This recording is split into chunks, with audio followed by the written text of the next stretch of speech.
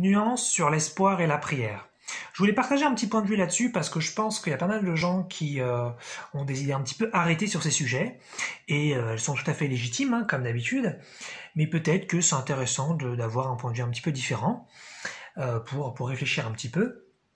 Peut-être que ce que je vais dire va peut-être vous offenser un petit peu, ou peut-être vous allez vous sentir un petit peu agressé si vous avez certaines croyances peut-être donc très fortes là-dessus. Surtout à ce moment-là, rejetez complètement ce que je dis. Il n'y a pas de souci. Je propose une vérité, je ne propose pas la vérité. Donc pas de problème. C'est une vidéo un petit peu tendue là-dessus puisque je vais parler finalement de choses peut-être qui viennent à contre-courant de ce que beaucoup pensent. Alors donc l'espoir et la prière, voilà, je voulais les mettre un petit peu ensemble parce que c'est pas tout à fait la même chose, mais c'est quand même assez proche. Disons qu'il y a peut-être quelque chose qui est plus passif et plus actif. Voilà, c'est tout. Hein. Prier, c'est quelque chose de voilà qu'on fait, et puis l'espoir, c'est plus quelque chose qu'on ressent. Voilà.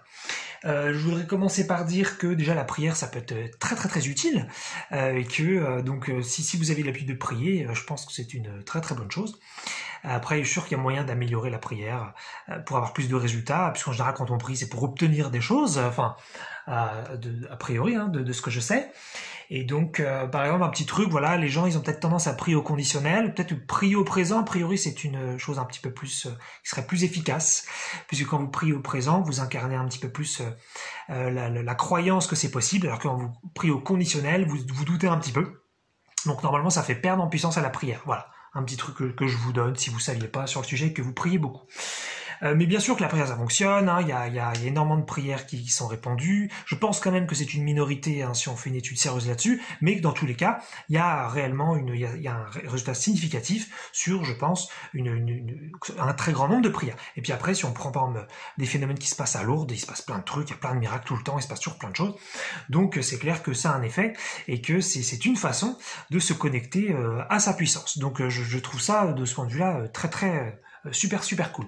Le seul truc moi qui m'emmerde vachement dans la prière, et c'est là on arrive dans le petit côté qui pourrait être un petit peu tendu, donc surtout n'hésitez pas à rejeter encore une fois ce que je dis si ça vous plaît pas. Le seul truc moi qui m'emmerde un peu dans la prière, c'est que vous abandonnez complètement votre pouvoir. Quand vous priez, c'est à vous déclarer que vous n'avez aucun pouvoir. Et que le pouvoir revient à l'extérieur. Après, vous pouvez l'appeler univers, vous pouvez l'appeler Dieu, vous pouvez l'appeler source, vous pouvez l'appeler peut-être que vous priez à Satan, peut-être que vous priez à une entité avec un nom précis hein, que je connaîtrai pas là tout de suite. Mais finalement, vous mettez votre énergie au dehors, vous mettez votre pouvoir au dehors. Et c'est vraiment quelque chose ça de très très terrestre aujourd'hui, ce qu'on a encore fait dans beaucoup de nos sociétés. On met le pouvoir toujours à l'extérieur, même d'un point de vue politique, c'est ce qu'on fait. On décide que les gens sont au pouvoir, sous-entendu que nous n'avons pas le pouvoir. Donc le pouvoir, il faut aller le chercher, il est là-bas. Donc c'est ce truc qui m'embête beaucoup dans la prière, c'est quand même ça pourrait avoir des résultats, et donc ce n'est pas à jeter, selon moi. C'est quand même voilà une déclaration d'impuissance. Donc quand vous priez, vous déclarez que Dieu c'est pas vous, ou qu'au minimum Dieu n'est même pas à l'intérieur de vous et ne vous prête pas ses forces. Voilà, si vraiment vous aviez quand même besoin qu'il soit au moins un petit peu à l'extérieur, bah voilà, vous dites bah non, c'est lui qui gère, c'est lui qui fait, c'est lui qui décide. Quand je dis c'est lui, je parle des lui, elle, eux, hein, il y a pas de masculin là-dedans évidemment, mais c'est lui qui fait et c'est pas moi. Donc déjà moi ça m'embête beaucoup d'un point de vue un petit peu de liberté, de puissance, de création, de décision.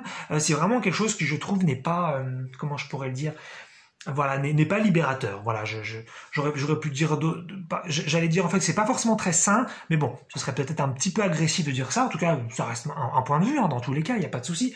Ça peut tout à fait être complètement subjectif. Donc quand vous priez, voilà. Après bien sûr, vous pouvez tout à fait être à un stade ou croire que vous êtes Dieu, ou penser que Dieu est avec vous, est à l'intérieur de vous, ou juste à côté de vous là tout de suite pendant que vous parlez. C'est peut-être un peu too much. Peut-être que vous avez préféré penser qu'il n'y a pas Dieu dans votre vie, mais qu'il est peut-être à l'extérieur, ou qu'éventuellement il est dans un lieu qui serait une église, qui serait une mosquée, qui serait une synagogue, qui serait un lieu de culte, mais que Dieu n'est pas voilà, il est pas là. Sinon, si vous avez vraiment besoin de ça, c'est que c'est important pour vous. vous. Donc bien sûr, gardez ça. Mais gardez quand même à l'idée que potentiellement, peut-être que ce n'est finalement qu'un chemin spirituel et que vous vous éveillez progressivement à l'idée que vous êtes la puissance et que vous n'avez pas demandé à l'extérieur d'exaucer vos propres vœux puisque vous avez le pouvoir de le faire vous-même. C'est une proposition. Encore une fois, je sais qu'il y a beaucoup de gens qui sont très très attachés à ça, donc je veux surtout pas offenser personne. C'est juste voilà une potentialité que je mets dans cette vidéo, c'est tout.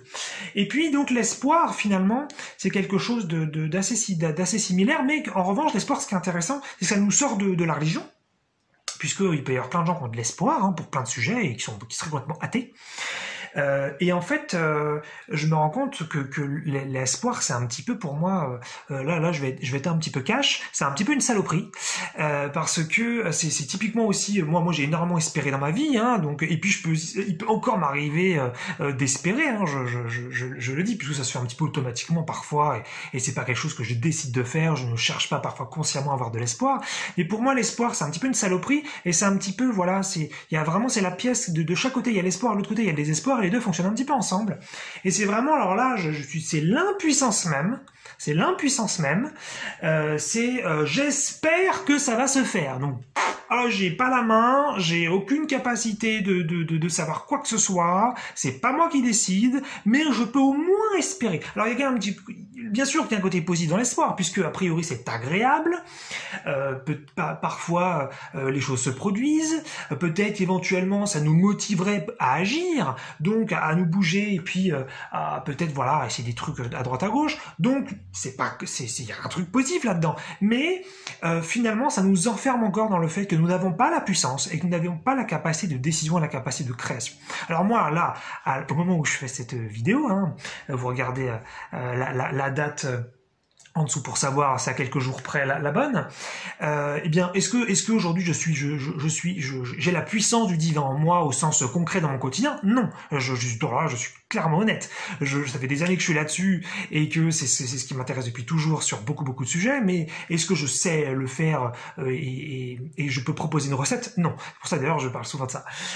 Mais en revanche, ce que j'essaye de faire, c'est vraiment de me rapprocher de ça le plus possible et donc d'essayer de ne pas tomber dans des travers où là c'est vraiment des murs, où c'est vraiment c'est des impasses. Et pour moi, l'espoir, c'en est vraiment une. C'est vraiment, on s'abandonne à une émotion, on s'abandonne à un concept, on s'abandonne à quelque chose comme ça, de peut-être un jour, il se passera quelque chose, et ce sera chouette, et j'espère. Mais non, faites pas ça. Enfin, selon moi, bien sûr, faites pas ça parce que vous abandonnez vraiment votre puissance. Et c'est vous le décisionnaire, c'est vous le créateur ou la créatrice. Toujours pareil. Quand je dis le là, on s'en fout. Il y a pas de genre dans ce que je dis. Donc faites attention à ça, ou en tout cas. Si ça vous titille ce que je dis, essayez d'y faire attention. Sinon, bien sûr, encore une fois, rejetez complètement ce que je dis parce que ça peut être très très subjectif. Je sais qu'il y a des gens pour qui l'espoir c'est comme très important. J'ai vu par exemple dernièrement quelqu'un qui avait écrit un livre, le titre c'était Espoir, et je voudrais vraiment pas attaquer des œuvres ou des idées ou des concepts qui pourraient faire du bien à plein de gens. Et évidemment, je vous propose simplement peut-être un concept spirituel un petit peu plus avancé, pas avancé dans le sens mieux, mais juste un peu plus loin, parce qu'encore une fois, le chemin est infini, donc être avancé, on peut toujours être plus avancé que quelqu'un d'autre, il y a toujours quelqu'un de plus avancé que vous de toute façon. Mais a priori, l'espoir, c'est une impasse, puisque ça, c'est vraiment vous rejetez complètement votre puissance interne. Mais effectivement, si vous êtes encore à un stade où ça vous fait peur de penser que la divinité est à l'intérieur de vous, que la lumière est à l'intérieur de vous, que vous pouvez absolument créer tout ce que vous voulez, que vous pouvez absolument tout décider de vos pensées, de vos émotions, de votre corps, de votre santé, de votre connexion spirituelle, de votre capacité à vivre, à mourir, à vous balader même dans des dimensions, si tout ça, ça vous fait flipper et que vous êtes seulement à un stade, peut-être vous sortez peut-être juste de l'athéisme et vous dites peut-être qu'il existerait autre chose et je vais me remettre à cette autre chose, c'est tout à fait normal d'en être là.